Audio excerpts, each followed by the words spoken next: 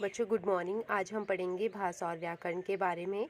आपका भाषा, ठीक है। क्वेश्चन रहेगा आपका, भाषा किसे कहते हैं, उदाहरण सहित उत्तर दीजिए, ठीक है। तो भाषा को इंग्लिश में क्या बोलते हैं? लैंग्वेज। अगर हमें किसी भाषा का ज्ञान ना हो तो हम अपने विचारों को प्रकट नहीं कर पाएंगे, ठीक है। तो इसके लिए हमें भाषा का ज्ञान होना बहुत ज़रूरी है, तभी हम अपने विचारों को प्रकट भी कर सकते हैं और दूसरों के विचारों को अच्छे से समझ भी सकते हैं। तो आप क्या कोई उत्तर लिखेंगे इसमें? भाषा वह साधन है जिसके द्वारा मनुष्य अपने गांव को दूसरों के सामने व्यक्त करता है। मीन्स मनुष्य अपने विचारों को दूसरों के सामने व्यक्त करता है, जैसे हिंदी, पंजाबी, उर्दू, अंग्रेजी आदि भाषाएं। पूर्ण विराम भी लगा देंगे, ठीक है। तो इसमें बोला गया कि भाषा वो साधन है जिसके द्वारा मनुष्य अपने विचारों को दूसरों के सामने अच्छे से प्रकट कर पाएगा, ठीक है। जहाँ भी व्यक्ति रहता है उसे वहाँ की लैंग्वेज का ज्ञान होना बहुत ज़रूरी है, ठीक है। ऐसा नहीं है कि वो जहाँ रहता हो, वो जहाँ भी जाएगा, जिस भी जगह जाएगा, उसे वहाँ की भाषा का ज्ञान होना बहुत ज़रूरी है। तभी वो अपने विचारों को अच्छे से प्रकट भी कर पाएगा और दूसरों के विचारों को अच्छे से समझ भी पाएगा। जैसे इसमें एग्जाम्पल दिए गए हैं, हिंदी है, पंजाबी है, उर्दू है, अंग्रेजी है, ठीक है। हमें हिंदी का ज्ञान भी होना चाहिए, जैसे कि हम बात कर रहे हैं अभी, तो हमें इसमें क्या है, हिंदी है, ठीक है। पंजाबी का हमें लिखने का तरीका भी अलग रहेगा और बोलने का तरीका भी अलग रहेगा। उर्दू का भी वैसा ही रहता है। उर्दू में कुछ शब्द ऐसे होते हैं जो उर्दू के शब्द आएंगे हिंदी में, ठीक है, और उर्दू लिखने का तरीका भी अलग रहेगा। और अंग्रेजी का ज्ञान, तो अंग्रेजी का ज्ञान तो लिखने में भी अलग रहता है और बोलने में भी अलग रहता है। तो इसीलिए हमें सभी भाषाओं का अच्छे से ज्ञान होगा, तभी हम अपने विचारों को अच्छे से प्रकट कर पाएंगे।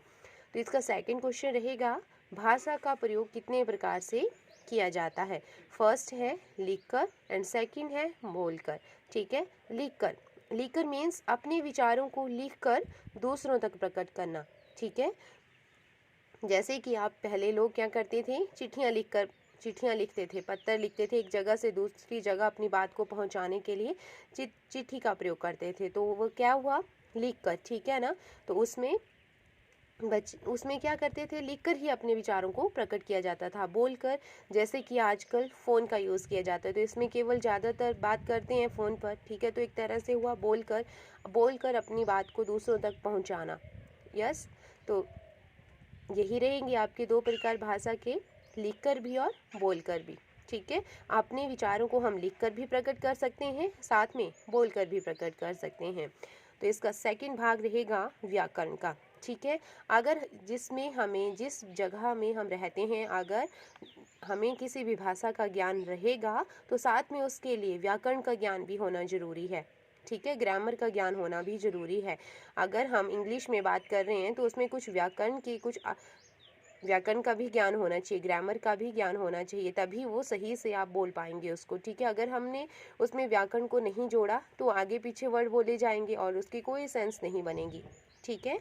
तो आपका प्रश्न भी वैसा ही है, व्याकरण किसे कहते हैं? उत्तर लिखेंगे, जिस शास्त्र से भाषा का शुद्ध बोलना और शुद्ध लिखना, कॉमा, उसे व्याकरण कहते हैं, ठीक है। जिस शास्त्र, हमें इसमें बोला गया कि जिस व्याकरण के द्वारा हमें भाषा का शुद्ध बोलना और लिखना आ जाए उसे व्याकरण कहते हैं, ठीक है। हमें अगर किसी भाषा का ज्ञान है तो उसके साथ साथ हमें व्याकरण का ज्ञान होना भी ज़रूरी है, तभी हम उस भाषा को शुद्ध बोल भी सकते हैं, मतलब कि हम सही तरीके से उसको बोल भी सकते हैं और लिख भी सकते हैं, ठीक है। अगर हम शुद्ध बोलेंगे, सही से बोलेंगे, तभी दूसरा व्यक्ति उसको आसानी से समझेगा, ठीक है। अगर हम गलत बोलेंगे तो उसका गलत मतलब निकलेगा, तो दूसरा व्यक्ति सोचेगा ये गलत बोल रहा है, ये सही नहीं है। तो इसके लिए हमें क्या करना पड़ेगा, सबसे पहले भाषा के ज्ञान के साथ साथ हमें ग्रामर, व्याकरण का ज्ञान होना भी ज़रूरी है, ठीक है। तो हमें जब व्याकरण का ज्ञान हो गया तो हमें लिखकर भी आना चाहिए। जब हमने किसी बात को लिखकर अगर प्रकट करना है तो हमें उसे लिखना भी आना चाहिए। अगर हमने उसे सही से नहीं लिखा, उसकी कुछ स्पेलिंगें गलत हो गई तो उससे तो गलत ही वर्ड बन जाएगा ना। तो इसके लिए हमें लिखना भी आना चाहिए, हमें शुद्ध बोलना और शुद्ध लिखना दोनों आना चाहिए, तभी हमें सही से व्याकरण का ज्ञान रहेगा, ठीक है। तो इसे व्याकरण कहते हैं। सभी अपनी अपनी कॉपियों में नोट भी कर लेंगे साथ में। जिस शास्त्र से भाषा का शुद्ध बोलना और लिखना आ जाए उसे व्याकरण कहते हैं। ठीक है बच्चों। तो नेक्स्ट भाग है आपका थर्ड, वर्ण। वर्ण किसे कहते हैं, जिसका प्रश्न नंबर 1 रहेगा, वर्ण किसे कहते हैं, पूर्ण विराम, इसके कितने भेद हैं। ठीक है बच्चों। वर्ण क्या हुआ, वर्ण वो हुए जो आप, जैसे कि आपकी वर्णमाला है अ आ इ ई, ठीक है ना, उसी को वर्ण वह छोटी से छोटी ध्वनि होती है, लिखेंगे आप कॉपी पर। वर्ण वह छोटी से छोटी ध्वनि होती है जिसके आगे टुकड़े किए जा सकें, जैसे अ ई उ क ग ह आदि। ठीक है। इसमें बोला गया वर्ण वो छोटी से छोटी ध्वनि है, वर्ण वो छोटी से छोटी ध्वनि है जिसके आगे टुकड़े किए जा सकें। ठीक है ना। इसके में बोला गया कि जिसके आगे हम टुकड़े भी कर सकते हैं, जैसे कि इसमें बताया गया अ ई उ क ग ह आदि। ठीक है। जैसे इसमें है क है, क इसमें सिंपल नहीं लिखा है, इसमें हलंत लगा है, तो जब हम इसके टुकड़े करेंगे तो क्या बनेगा, क बनेगा और प्लस हलंत बन जाएगा साथ में। ठीक है ना, जिसके हम टुकड़े कर सकते हैं। तो वो क्या हुआ, आपके वर्ण हुए। तो वर्ण के कितने भेद हैं, 2 भेद होते हैं। फर्स्ट है स्वर एंड सेकंड है व्यंजन। तो अपनी अपनी कॉपियों में साथ में लिखते भी रहेंगे, स्वर और व्यंजन। ठीक है। स्वर इसमें समझा रही हूँ आपको, स्वर क्या होते हैं, स्वर वो शब्द हैं जिनको हम स्वतंत्र रूप से बोल सकते हैं।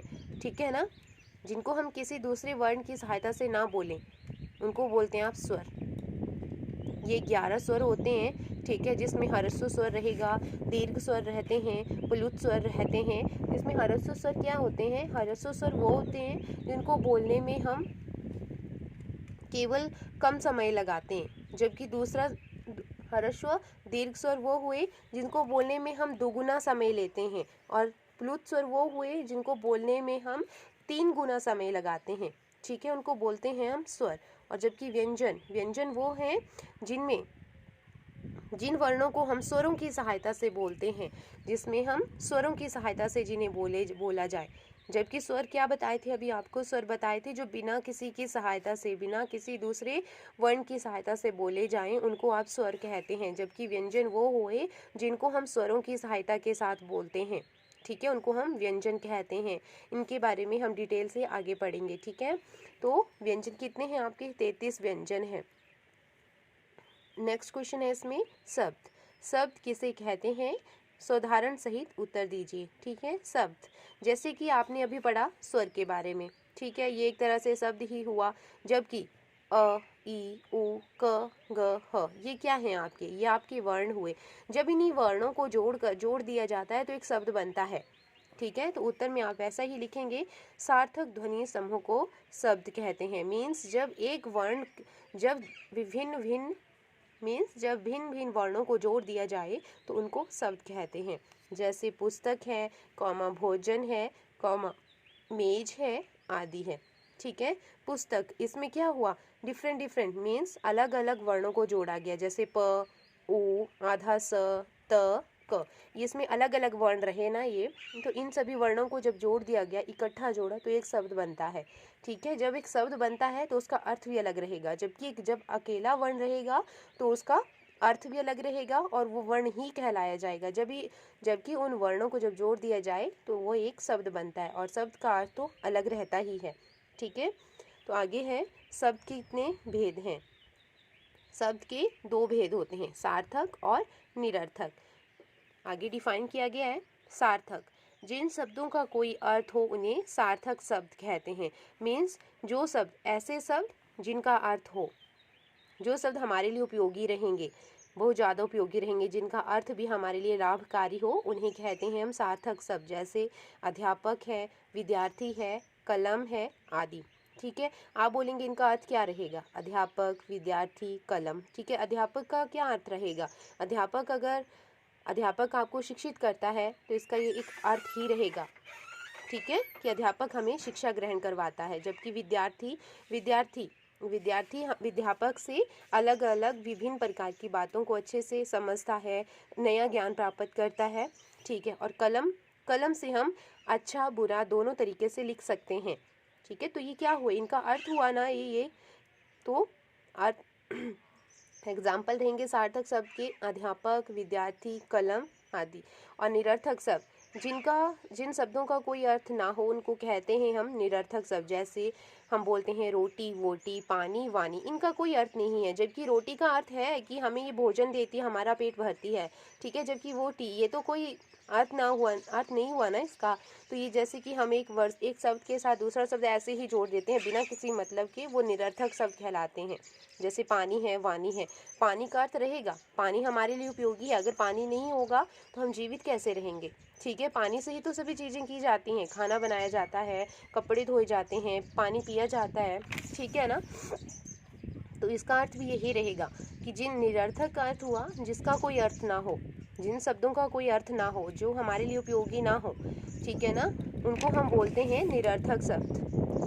एग्जाम्पल है इसके रोटी, वोटी, पानी, वानी, ठीक है ना।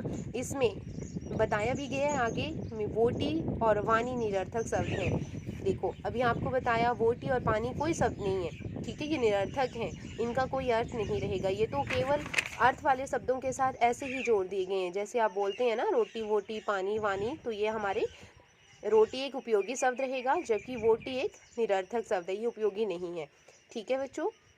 तो आज हम इतना ही पढ़ेंगे। Thank you.